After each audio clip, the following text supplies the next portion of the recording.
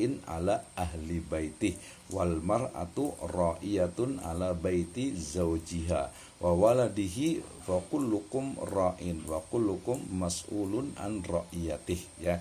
Jadi yang kita kasih benang hijau di sini keywordnya itu adalah dikatakan warrojulu ra'in ala ahli baitihi, ya. Jadi seorang laki-laki, ya, seorang suami, ya laki-laki sih sebenarnya gitu, tapi laki-lakinya adalah suami, ya.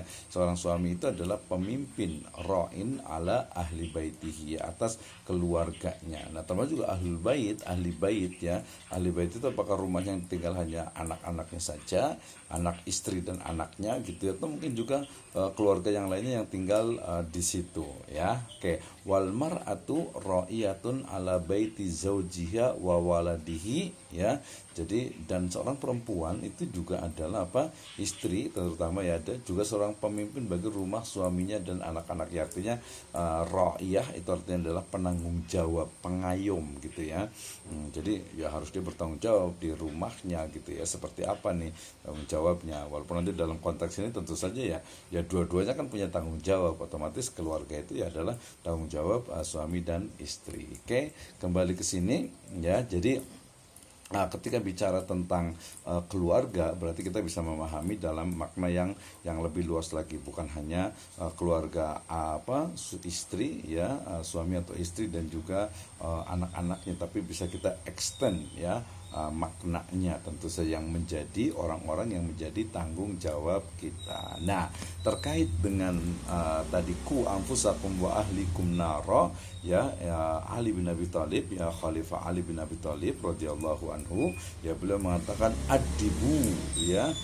Jadi ajarkanlah kepada mereka adab dan juga wa'alimu dan juga ilmu kepada mereka, ya. Berarti ku anfusakum kalau dipahami oleh siapa? Khalifah Ali bin Abi Thalib adalah ajarkanlah mereka adab dan juga ilmu. Wah, berarti luas sekali, ya.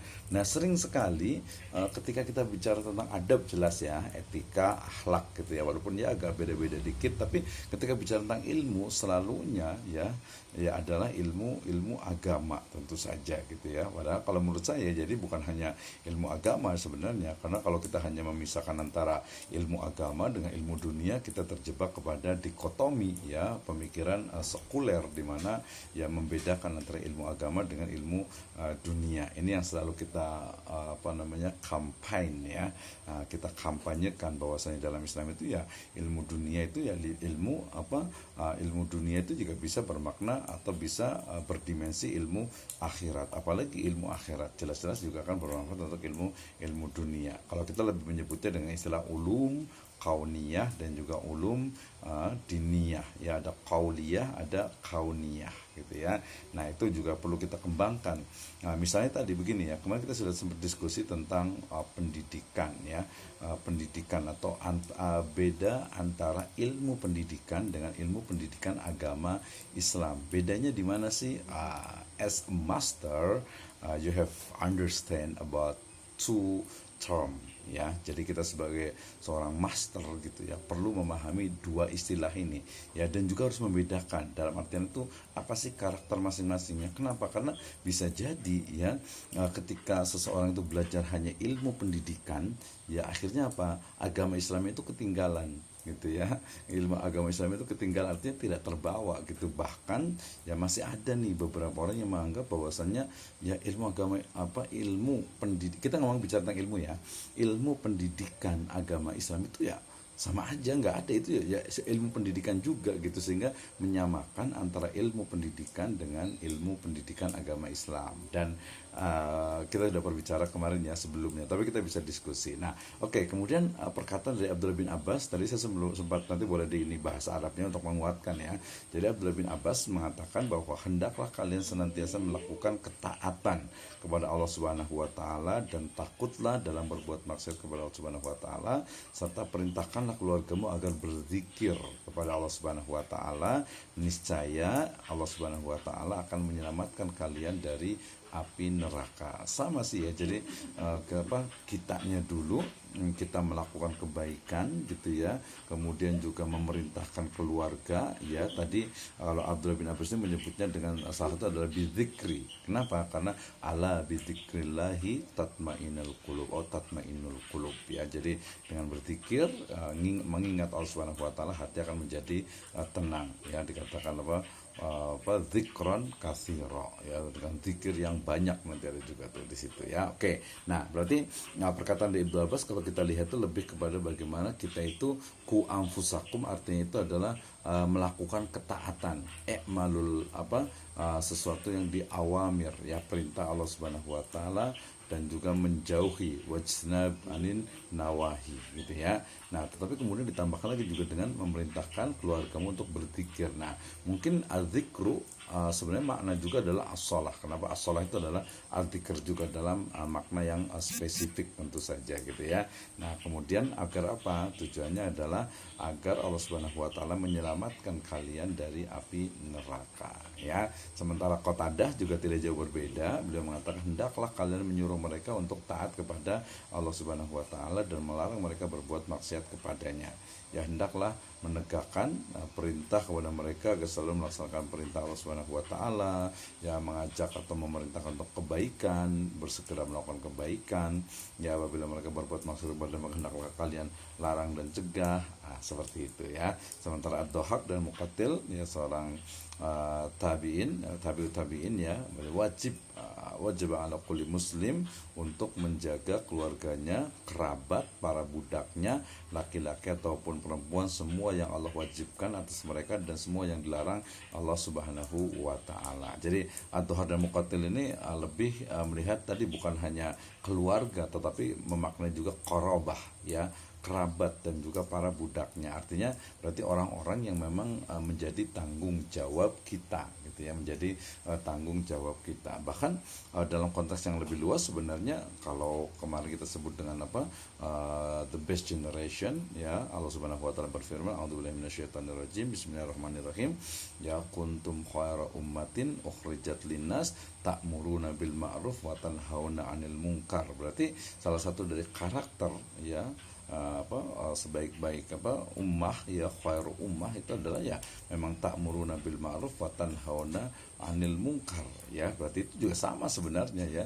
Jadi menjaga ya ku anfusakum wa ahlikum, ya menjaga keluarga itu ya dengan mengajak mereka kepada kebaikan dan juga mencegah mereka dari berbagai bentuk kemungkaran ya. Jelas sekali. Oke, Mas Tamir. Nah, kemudian juga saya akan juga Imam Syafi'i rahimahullah ya, beliau juga mengatakan ketika menafsirkan ayat ini dengan menyatakan bahwa wajib bagi para ibu dan bapak untuk mendidik dan mengajarkan adab kepada anak-anak mereka, dan wajib mengajarkan cara bersuci, berwudu, mandi, istinja gitu ya, tata cara sholat ya.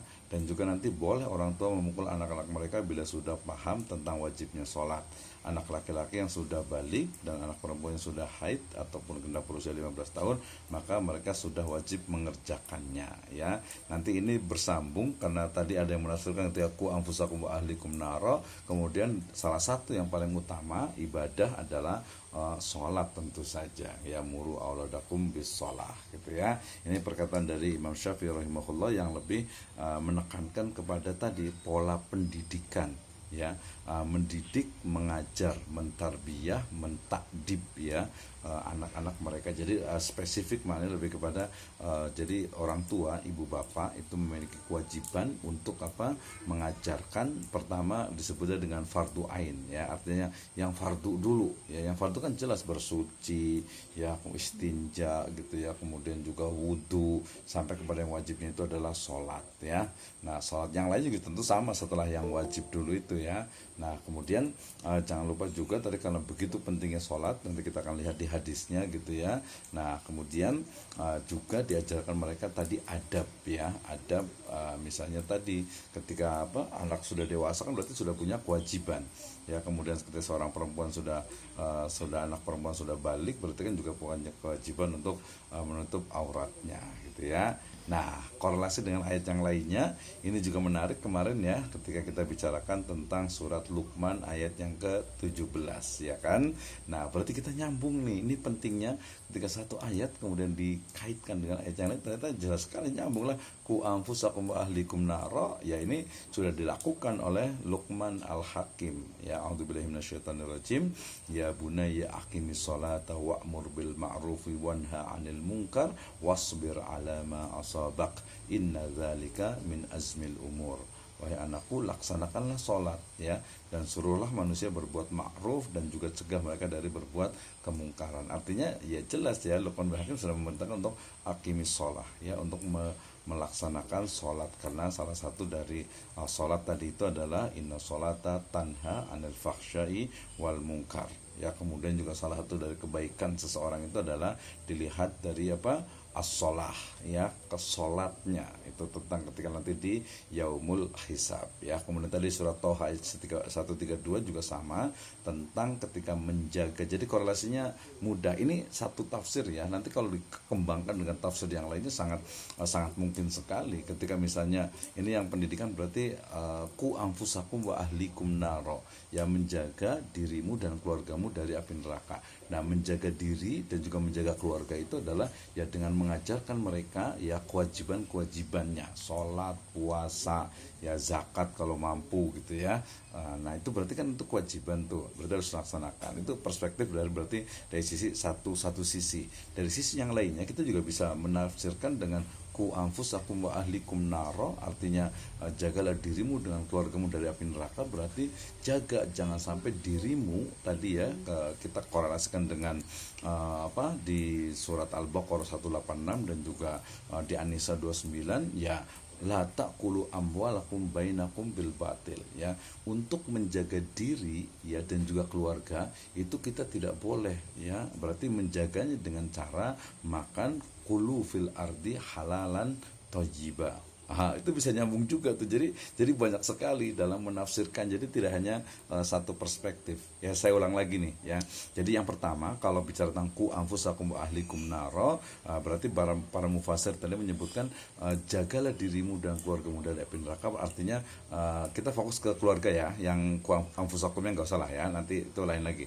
Ya, jadi wa ahlikum naro, dan juga keluargamu, ya jaga keluargamu dari api neraka. Berarti ajarkanlah mereka kewajiban ya, ilmu, ajarkanlah mereka sholat kan, jelas ku anfusakum wa ahlikum nar. Tapi dalam perspektif misalnya ekonomi ya, kita bisa menyebutkan wa ahlikum naro, ku anfusakum wa ahlikum naro, berarti jaga dirimu dan keluargamu dari api neraka. Ya jaga mereka jangan sampai mengonsumsi makanan yang haram ataupun subhat.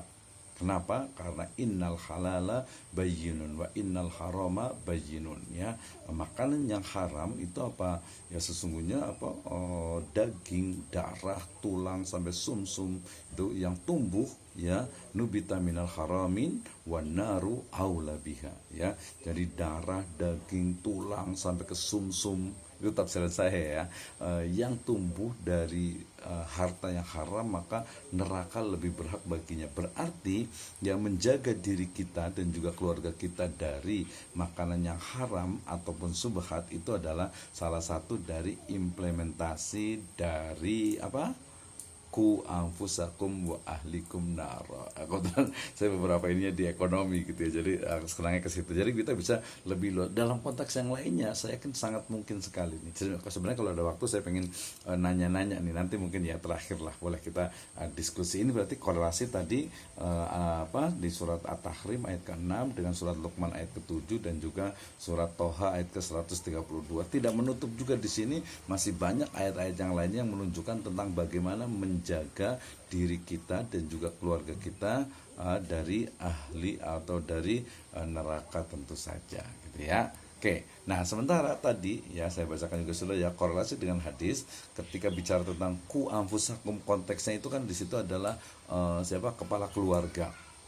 ya kepala keluarga, dan tentu saja adalah istri juga atau ibu juga gitu ya, sehingga kita diingatkan tadi bahwa kullukum ra'in, setiap kalian adalah pemimpin, wa kullukum mas'ulun an ra'iyati. Jadi setiap kalian itu akan dimintai pertanggungjawabannya gitu ya. Jadi dan awal amiru ra'id, ya seorang amir, ya mungkin raja atau presiden sekarang itu adalah pemimpin ya. Kemudian warrojulu, dan seorang laki-laki atau suami itu adalah ra'in ala ahli baitih ya. Berarti kalau tadi raja atau presiden itu adalah pemimpin, lebih tepatnya sebenarnya ra'in itu penanggung jawab ya bagi negaranya ya. Gubernur, bupati, camat, lurah gitu ya, RW, RT gitu ya, adalah ra'in ya, dan juga akan mas'ulun an ra'iyati. Jadi suami itu juga pemimpin ya ala ahli baitihi ya, wal mar'atu, dan juga perempuan itu istri juga adalah ra'iyah, pemimpin juga ala baiti zaujiha wa waladih ya. Jadi istrinya atau suaminya ya, zaujiha, dan juga anak-anaknya gitu ya. Nah, kemudian fakulukum ra'in wa kulukum mas'ulun an ra'iyatih ya, akan dimintai pertanggungjawabannya. Berarti tadi salah satu tanggung jawab ya, konteksnya korelasinya dengan ayat ini adalah salah satu dari bentuk tanggung jawab itu adalah menjaga diri kita dan juga keluarga kita ya dari naro gitu ya, dari api neraka. Oke, ini korelasi dengan hadis ya. Kemudian yang lain juga tadi, karena salah satunya ku anfusakum wa ahlikum naro itu adalah dengan memerintahkan sholat, kita diingatkan nih dengan surat dengan hadis riwayat Tabrani, dikatakan awwalu ma yuhasabu bihi al-abdu yaumal qiyamati as-shalah ya. Perkara yang pertama kali dihisab dari seorang hamba pada hari kiamat itu adalah as-shalah, yaitu sholat. Fa'in sholahat ya, fa'in sholahat sholaha lahu sa'iru amalih ya, apabila sholatnya itu baik maka seluruh amalnya pun akan baik ya. Jadi kenapa? Karena sholat itu ya bisa dikatakan itu sebagai itu tadi ya, tanha anil fahsya'i wal munkar. Jadi kalau sholatnya baik, bagus ya, bisa jadi gitu ya, yang lain juga akan baik ya, walaupun nanti kalau dalam realitasnya ada STMJ gitu ya, STMJ tuh sholat terus maksiat jalan gitu ya. Itu juga, itu berarti kaitannya dengan manusianya gitu ya. Nah kemudian apa? Wa in fasadat fasada sairu amalih ya, apabila sholatnya itu rusak gitu ya, maka seluruh amalnya pun akan rusak ya, atau fasadat amalih ya, fasada sairu amalih ya, akan rusak, akan menjadi buruk ya, kualitasnya itu tidak bagus lah istilahnya seperti itu ya. Oke, itu adalah kaitan. Jadi korelasi dengan hal ini terkait dengan apa tadi, tentang urgensi ahamiyatus shalah ya, pentingnya ya, sebenarnya bukan penting lagi ya, memang sebuah kewajiban kan ya, itu wa aqimus shalah wa atuz zakah. Dalam hadis itu dikatakan bunyal islamu ala khamsin ya, sebelumnya lagi hadis tentang apa, bahwa al-Islam itu ya, Islam itu adalah antasyhadu alla ilaha illallah wa anna muhammadar rasulullah wa iqamis shalah, menunaikan sholat gitu ya, wa itaiz zakah wa tasumur ramadan wa tahujjal bait man istata'a ilaihi sabila. Jadi ya jelas gitu kan ya, bahkan dikatakan ra'sul amri al-Islam wa amuduhu as-shalah ya, bahwasanya ra'sul amri ya, perkara ya, inti ataupun juga pokok dari perkara, ra'sul amri al-Islam adalah Islam, wa amuduhu as-shalah, dan juga tiang penyangganya, imatnya itu adalah as-shalah ya, salat ya. Maka tadi kalau salatnya baik, fa in salahat salaha lahu sairu amali wa in fasadat fasada sairu amali ya. Nah, ini masih sifatnya bil maksur ya. Kemudian kita juga ingat juga bahwasanya Nabi SAW juga pernah bersabda, rawahu at-Tirmidzi, ya, dikatakan inna awwala ma yuhasabu bihil abdu yaumal qiyamati min amalihi shalah fa in salahat faqad aflaha wanjah wa in fasadat faqad khaba wa hasira wa in antaqasa min faridah qala ar-rabbu aw qala rabb unzuru hal li abdi min tatawu'i falyukammalu fayukammalu biha man taqasa minal faridoti summa yakunu sairu amalihi ala dzalik. Jadi nanti sholat itu dilihat gitu ya. Jadi amalan yang pertama tadi nyambung ya, itu adalah sholat ya. Maka jika sholatnya baik maka dia beruntung dan selamat. Namun jika rusak maka merugi dan juga celaka. Nah jika dalam sholat wajibnya ada yang kurang, maka Allah Subhanahu Wa Taala itu akan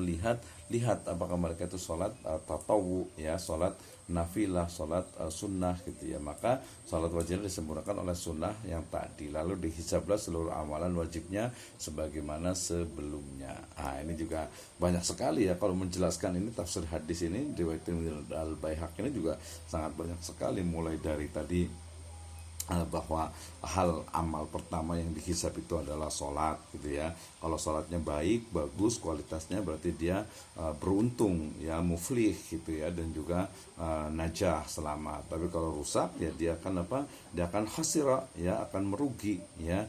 Nah kalau dia sudah melaksanakan kewajiban ya, tapi ternyata dalam sholatnya itu ada yang kurang gitu ya, mungkin khusyuknya, mungkin rukunnya, mungkin syaratnya ya, atau sunnahnya gitu ya. Nah maka lihat apakah hambaku itu ataukah hamba Allah Subhanahu Wa Taala itu memiliki sholat sunnah. Jadi nanti fungsi dari sholat sunnah ya, selain juga dijanjikan dengan bunyalahul baitan fil jannah, juga adalah untuk menutupi ya, bahasa itu menambal dari kualitas sholat wajib kita. Nah seperti itu ya. Jadi ini korelasinya kaitannya dengan sholat ini baru lebih spesifik ya.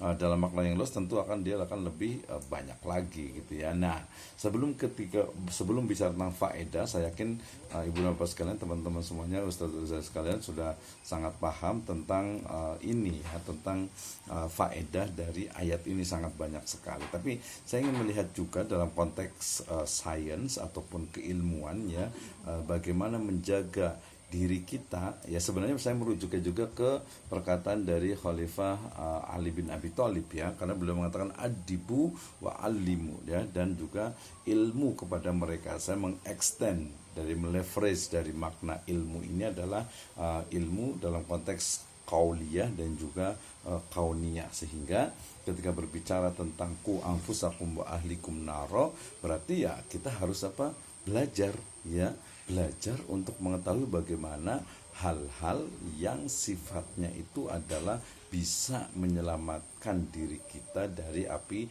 neraka. Berarti ku anfusakum, jagalah diri kalian, artinya dalam makna yang saya pahami itu adalah ya kita harus belajar ya kan, karena talabul ilmi faridotun ala kulli muslim fi riwayatin muslimatin gitu kan ya. Nah artinya ku anfusakum berarti istilahnya kalau bahasa sekarang itu ya kuliah lah gitu ya. Nah buat yang kuliah berarti salah satu, ingatnya salah satu ya, salah satu dari cara untuk menjaga diri kita dari api neraka itu adalah ya dengan kuliah, dengan belajar, dengan mengaji gitu ya, thalabul ilmi, sehingga tahu mana yang mencegah, yang menjauhkan kita dari neraka dan memasukkan kita ke dalam surganya. Wa ahlikum naro juga sama gitu ya, untuk diri kita dan juga untuk keluarga. Kalau diri kita ini kan konteksnya itu adalah laki-laki ya, artinya suami. Nah kan kita nggak bisa juga untuk suami berarti kalau suami ingin terhindar dari api neraka itu adalah ini ya, kemudian juga dia melakukan hal yang baik-baiknya seperti ini, kemudian juga tidak melakukan hal yang seperti ini, kan dia masih personal gitu ya. Nah tapi kemudian kalau wa ahlikum berarti dia lebih luas lagi, berarti kita harus paham, berarti kita itu belajar